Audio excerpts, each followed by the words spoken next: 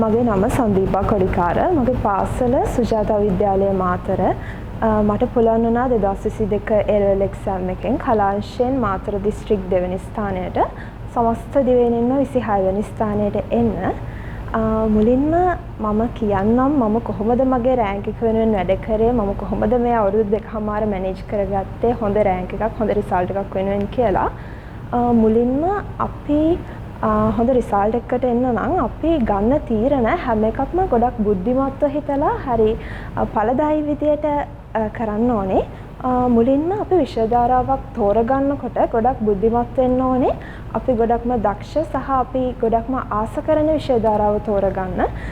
එතනදී මම පොඩි කාලේ ඉඳන් ආස වෙලා හිටියේ කලා විෂය ධාරාව කරන්න, නීති පීඨයට යන්න. ඉතින් මම කලා විෂය ධාරාව තෝරගත්තා 2019 O level වලින් පස්සේ. එතනදී විෂයට අදාළව විෂයන් තුන තෝරගන්නකොට වැඩි ඉස්සඩගයක් තියෙන හොඳ විෂයක් තෝරගන්න මම සැලකිලිමත් වුණා. එතනදී ICT මගේ එක විෂයක් විදිහට මම සිලෙක්ට් කරගත්තා. ඒ වගේම ලොජික්, ජියෝග්‍රැෆි කියන සබ්ජෙක්ට් දෙක තමයි මගේ අනිත් සබ්ජෙක්ට් දෙක උනේ. ICT මම හිතනවා මගේ රිසල්ට් එක වෙනුවෙන් ලොකුම දායකත්වයක් උනේ ICT. ලොකුම ඉස්සඩගයක් තියෙන විෂය ICT මම කරපු විෂයන් වලින්. ඒ නිසා මම ලොකු බරක් දීලා ICT කරන්න උත්සාහ කරා. එතනදී මම රොෂාන් රෝලංක සර්ව මගේ IT ගුරුවරයා විදියට තෝරගත්තා. මොකද මම ගොඩක්ම බැලුව දේ තමයි ගුරුවරයෙක්ගේ ක්වොලිෆිකේෂන් මොනවද සහ තියෙන රිසල්ට් කොහොමද කියන එක පිළිබඳව.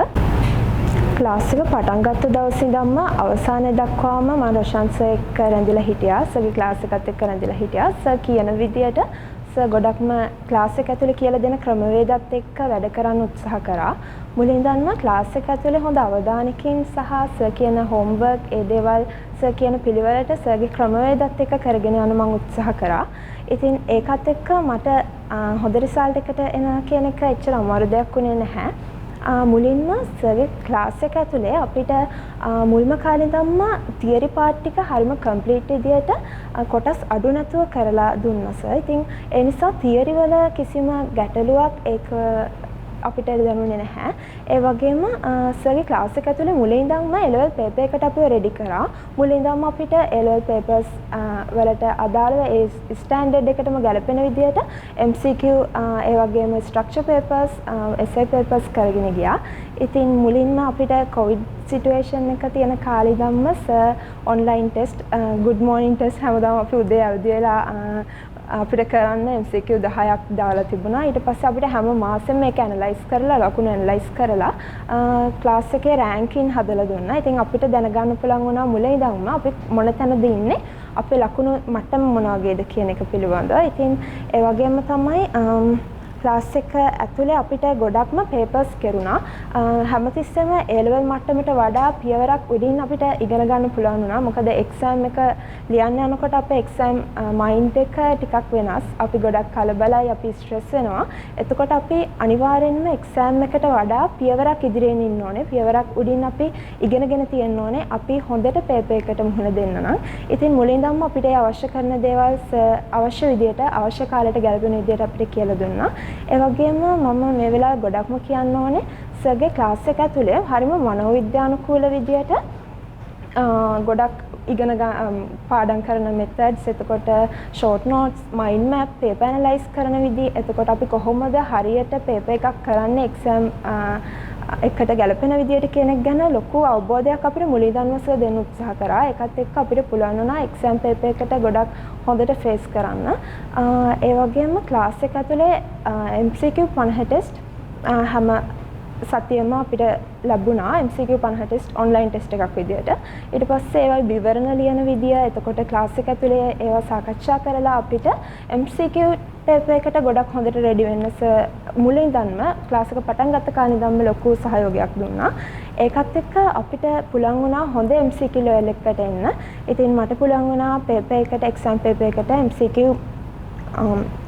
47ක් හරියට ලකුණු කරන්න. ඉතින් ඒ වගේම තමයි අපේ පේපර් එක ගත්තාම අපි ගොඩක් වෙලාවට මම දබපු අත්දැකීම තමයි මගේ යාළුවෝ ගොඩක් වෙලාවට පේපර් එක ලියලා ඉවර වෙලා එතනින් එළියට ආවේ ගොඩක් දුකෙන් සහ ගොඩක් බය වෙලා. මොකද පේපර් එක අනිත් අවුරුදු වලට වඩා ගොඩක් සමහර දේවල් වෙනස් විදියට ආවා. විශේෂයෙන්ම 11 වෙනි පාඩම 11 වෙනි පාඩම IoT.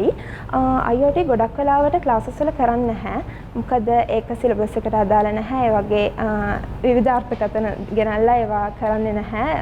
කම්ප්ලීට් විදියට තියරි කම්ප්ලීට් කරන්නේ නැහැ. ඉතින් ඒක නිසා ගොඩක් ළමයි පේපර් එකේදී අසාර්ථක වුණා. මොකද එසේ පේපර් එකට ඒ ප්‍රශ්නේ යාළට කරගන්න ගොඩක් අමාරු වුණා. ඒ වුණාට සර් ක්ලාස් එක ඇතුලේ අපි මුළු සිලබස් එකටම හොඳට රෙඩි කරපු නිසා අපිට පුළුවන් වුණා පේපර් එකට හොඳට ලියන්න. මොකද අපිට ඒක අමාරු පේපර් එකක්, ඒක වෙනස් පේපර් එකක් කියලා දැනුන්නේ නැහැ. මොකද ක්ලාස් එකේ මුල් කාලේ ඉඳලම අපිව හොඳට රෙඩි කරා එක්සෑම් පේපර් එකේ ලෙවල් එකටම. ඒ වගේම ක්ලාස් එක ඇතුලේ තියරි පාර්ට් ගැන කතා කරනකොට අපිට ගොඩක් ස්ටෑන්ඩඩ් මට්ටමේ තියරි තියෙන තැනක් මේකේ. වෙන කොටස් අඩු නැතුව අපි ICT ඉගෙන ගන්න ඕනේ අපි හොඳ රිසල්ට් එකකට එන්න නම්. ඒ වගේම විශේෂයෙන්ම කියන්න ඕන සර් ක්ලාස් එක ඇතුලේ කියලා දෙන ක්‍රමවේදත් එක්ක අපිට ගොඩක් හොඳට අපේ වැඩ කටයුතු මුල් කාලේ ඉඳලම හොඳ එනර්ජි එකකින් කරගෙන යන්න පුළුවන් වුණා. මුලින්ම සර්ගේ ෂෝට් නෝට් ක්‍රමවේද ගැන කියන්න ඕනේ. සර් මුලින් ඉඳන්ම අපිට හැම පාඩමකටම මොන විදියටද ෂෝට් නෝට් හදන්නේ, මොන විදියටද මයින්ඩ් මැප් හදන්නේ, කොහොමද අපි ඒක මැනේජ් කරගෙන වැඩ කරන්නේ කියන එක ගැන සර් ලොකු අවබෝධයක් අපිට මුලින් ඉඳලම දුන්නා. විශේෂයෙන්ම එක්සෑම් එක ලඟ වෙනකොට ෂෝට් නෝට් එකක් බලන්න නැතුව වුණත් මුළු පාඩමම නෝට් ඩවුන් කරන්න පුළුවන් තරමටම අපි ඒකට හුරු කරා.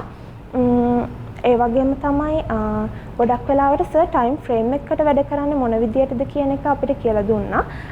අපිට කියලා දීපු ක්‍රමවේදත් එක්ක අපිට පුළුවන් වුණා අනිත් විෂයන් දෙකත් ලස්සනට බැලන්ස් කරගෙන යන්න ICT වගේම මගේ විෂයන් අනිත් විෂයන් දෙකත් බැලන්ස් කරගෙන යන්න මට හැකි වුණේ සර්ගේ ක්‍රමවේදත් එක්ක. මුලින්ම සර් අපිට කියලා දුන්නා ටයිම් ෆ්‍රේම් එකකට මොන විදියටද වැඩ කරන්න කියන එක.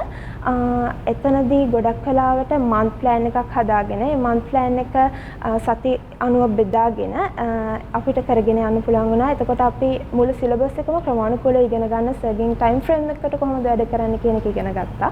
ඒකත් එක්ක එක්සෑම් එක ලඟ වෙනකොට තියෙන ස්ට්‍රෙස් එක ගොඩක් අඩු කරගන්න පුළුවන් වුණා. මොකද ඕනම ළමයෙක් එක්සෑම් එක ලඟ වෙනකොට ගොඩක් ස්ට්‍රෙස් වෙනවා. මොකද එක්සෑම් එක ලඟ වෙනකොට අපිට මගහැරිච්ච පාඩම් කොටස්, පේපර්ස් කරන්න අමතක වෙච්ච දේවල් ඒ ඔක්කොම මතක් වෙනකොට අපි එක්සෑම් එක ලඟ වෙනකොට ගොඩක් ස්ට්‍රෙස් වෙනවා. ඒක හරිම සාමාන්‍ය දෙයක් ගොඩක් ළමයින්ට. ඒ වුණාට අපිට පුළුවන් වුණා සර් කියපු විදිහට ටයිම් ෆ්‍රේම් එකකට වැඩ කරපු නිසා වෙලාව මැනේජ් කරගෙන වැඩ කරගෙන ගියපු නිසා එක්සෑම් එක ලඟ වෙනකොට ගොඩාක් රිලැක්ස් එකේ ඉන්න. මගේ ක්‍රමවේදයත් එක්ක මට පුළුවන් වුණා එක්සෑම් එකට මාසෙකට කලින් මගේ පාඩම් කරන වැඩ ඔක්කොම ටික නතර කරලා දාන්න. මම එක්සෑම් එකට මාසෙකට කලින් ඔක්කොම විෂයන් තුනේම පාඩම් කරන එක නතර කරලා දැම්මා.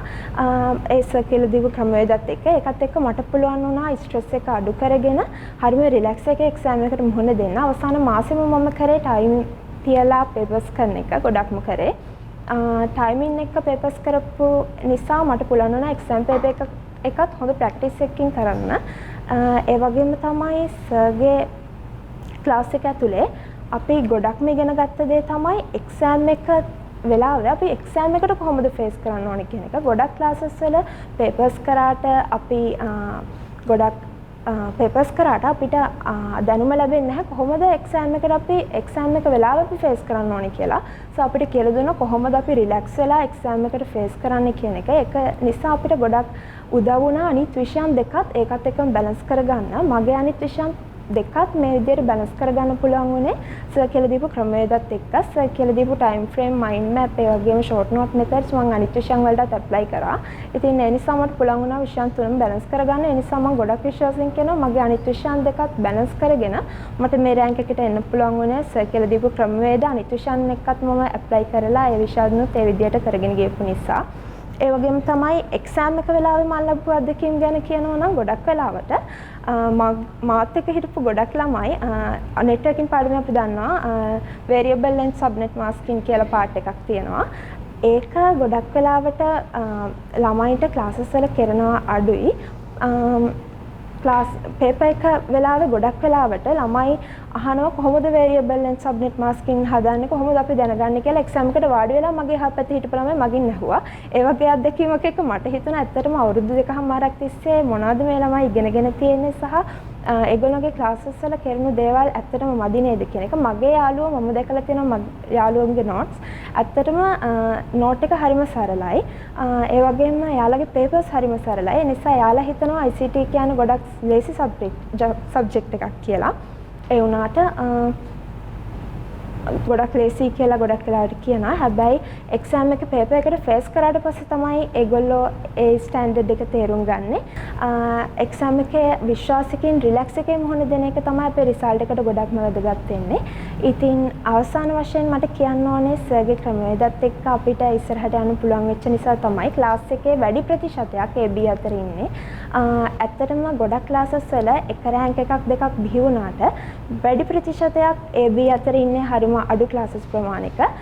ඉතින් අවසාන වශයෙන් මම මේක අවස්ථාවක් කරගන්නවා ස්තුතිවන්ත වෙන්න මගේ අනිත් ගුරුවරු දෙන්නට ලොජික් සර්, මගේ අසංක ජයසිංහ සර්, වගේම රුවන් රණගලගේ සර්, මගේ ජියෝග්‍රැෆි සර්, ඒ වගේම මගේ පාසලටත් බෙහෙවින්ම ස්තුතිවන්ත වෙනවා. සුජාතාව නැත්තම් අද මට මේ වගේ රෑන්ක් එකකට එන්න බැරි වෙනවා. ඒ වගේම මගේ පවුලේ අය, මගේ අම්මා තාත්තා අක්කා ඇතුළු හැමෝම මා වෙනුවෙන් කරපු කැපකිරීමට මම වෙනුවෙන් මට දීපු ශක්තියට ගොඩක් ස්තුතිවන්ත වෙනවා.